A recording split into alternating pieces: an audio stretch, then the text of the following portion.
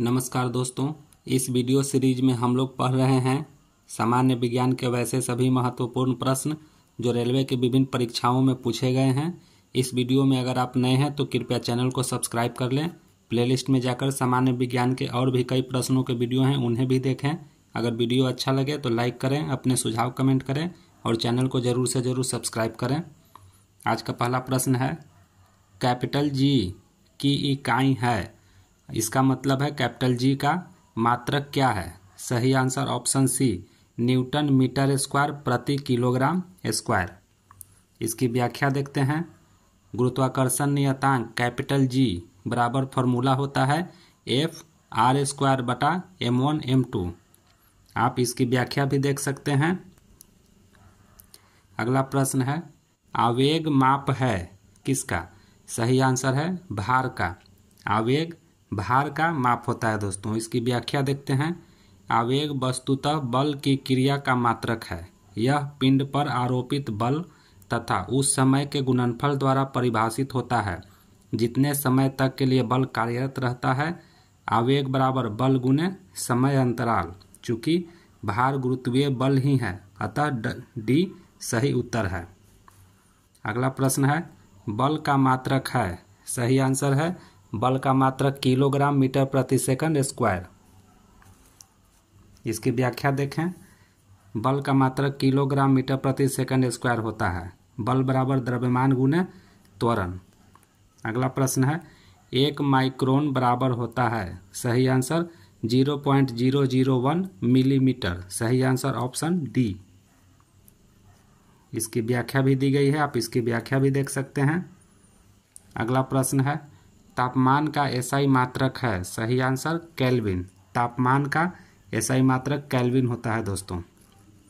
अगला प्रश्न है, एक पानी से भरी गिलास के नीचे से कागज को खींचते हैं तो पानी में गति उत्पन्न नहीं होती, क्यों। सही आंसर है जड़त्व के कारण। इसकी व्याख्या देखते हैं। जड़त्व के कारण पानी से भरी गिलास के नीचे से कागज को खींचने पर पानी में गति उत्पन्न नहीं होती।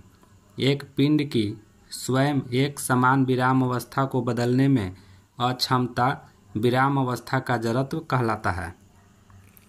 अगला प्रश्न है, स्प्रिंग को अपनी सामान्य लंबाई पर वापस लौटने के लिए लगने वाले बल को क्या कहते हैं। सही आंसर है प्रत्यानयन बल।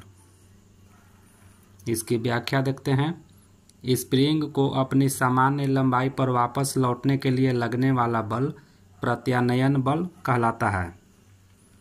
अगला प्रश्न है, एक ग्राफ दिया गया है दोस्तों। दिए हुए काल वेग अर्थात समय वेग ग्राफ में मंदन का मान ज्ञात करना है। तो सही आंसर हो जाएगा 5 मीटर प्रति सेकंड स्क्वायर। इस ग्राफ को आप ध्यानपूर्वक देखें और उसके बाद इसे सॉल्व करने का प्रयास करें। व्याख्या भी इसकी दी गई है। अगला प्रश्न है, दिए गए ग्राफ में वस्तु विशेष का प्रारंभिक वेग। सही आंसर इनमें से कोई नहीं। अगला प्रश्न है, गतिमान वस्तु में होती है, क्या होती है दोस्तों। गतिज ऊर्जा। गतिमान वस्तु में गतिज ऊर्जा होती है। इसकी व्याख्या देखें। गतिमान वस्तु में गतिज ऊर्जा होती है किसी वस्तु या पिंड में उसकी गति या वेग के कारण कार्य करने की क्षमता को गतिज ऊर्जा कहते हैं। जैसे बंदूक से दागी गई गोली में, तोप से छोड़े गए गोले में, चलते हुए वाहन में तथा घूमते हुए लट्टू में उत्पन्न ऊर्जा गतिज ऊर्जा होती है। अगला प्रश्न है, चलती गाड़ी में बैठे आदमी की ऊर्जा होगी। कौन सी ऊर्जा होगी दोस्तों। तो चलते गाड़ी में बैठे आदमी की ऊर्जा स्थितिज ऊर्जा एवं गतिज ऊर्जा दोनों होती है। अगला प्रश्न है, पहले इसकी व्याख्या देखते हैं। चलती हुई गाड़ी में बैठे आदमी में गतिज ऊर्जा तथा स्थितिज ऊर्जा दोनों ही होती है। बैठा हुआ व्यक्ति सीट के सापेक्ष विराम अवस्था में रहता है, इसलिए स्थितिज ऊर्जा तथा उस व्यक्ति के शरीर के ऊपर का हिस्सा सीट के सापेक्ष गति में रहने से गतिज ऊर्जा का अनुभव करता है।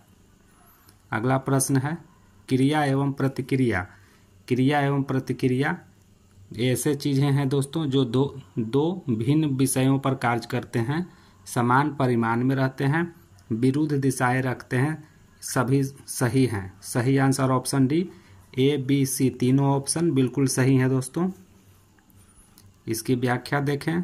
क्रिया एवं प्रतिक्रिया विपरीत दिशाएं रखते हैं, समान परिमाण रखते हैं तथा दो भिन्न विषयों पर कार्य करते हैं। क्योंकि वे एक ही वस्तु पर क्रिया करते हैं तो परिणामी बल शून्य हो जाएगा।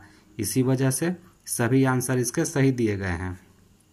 अगला प्रश्न है, जब किसी गतिमान पिंड की गति दोगुनी हो तब लगने वाला समय होगा यदि दूरी अपरिवर्तित रहे तो कितनी होगी? सही आंसर आधा। सही ऑप्शन बी हो जाएगा। इसकी व्याख्या देखते हैं। गति बढ़ाने से नियत दूरी रहने पर लगने वाला समय आधा हो जाता है। चूँकि चाल बराबर दूरी बटा समय, इसलिए चाल समानुपाती होता है 1 बटा समय से। इस प्रकार चाल के समय व्युत्क्रमानुपाती होते हैं। अगला प्रश्न है, विभवांतर मापने के लिए प्रयुक्त युक्ति को जाना जाता है। विभवांतर मापने वाले युक्ति को हम लोग वोल्ट मापी कहते हैं दोस्तों। सही आंसर ऑप्शन सी, वोल्ट मापी। व्याख्या देखते हैं। वोल्ट मापी द्वारा विभवांतर मापा जाता है। इसके द्वारा किसी स्थिर प्रतिरोध में प्रवाहित धारा के द्वारा विभवांतर का पता लगाया जाता है। अगला प्रश्न है, एंगस्ट्रम क्या मापता है? सही आंसर है तरंगदैर्घ्य। एंगस्ट्रम से तरंगदैर्घ्य मापा जाता है। इसकी व्याख्या देखें। तरंगदैर्घ्य का मात्रक ही एंगस्ट्रम होता है दोस्तों। अगला प्रश्न है, टैकोमीटर वह उपकरण है जिससे मापा जाता है। सही आंसर है चाल। टैकोमीटर से चाल मापा जाता है दोस्तों। इसकी व्याख्या देखें। टैकोमीटर एक उपकरण होता है जिससे हम किसी वाहन की चाल अथवा रेट ऑफ शाफ्ट रोटेशन मापते हैं। इसे आरपीएम भी कहा जाता है। ऑटोमोबाइल के डैशबोर्ड में टैकोमीटर का बहुत प्रयोग होता है। टैकोमीटर यंत्र से वायुयान की गति भी मापी जाती है। अगला प्रश्न है, एनीमोमीटर का उपयोग मापने में किया जाता है। क्या मापते हैं? सही आंसर है पवन का वेग। एनीमोमीटर से पवन का वेग मापा जाता है। तो ये था हमारा आज का मोस्ट इम्पोर्टेंट वैसे प्रश्न जो रेलवे के विभिन्न परीक्षाओं में पूछे गए हैं। अगर आप इस वीडियो पर नए हैं तो कृपया चैनल को ज़रूर से ज़रूर सब्सक्राइब कर लें। धन्यवाद।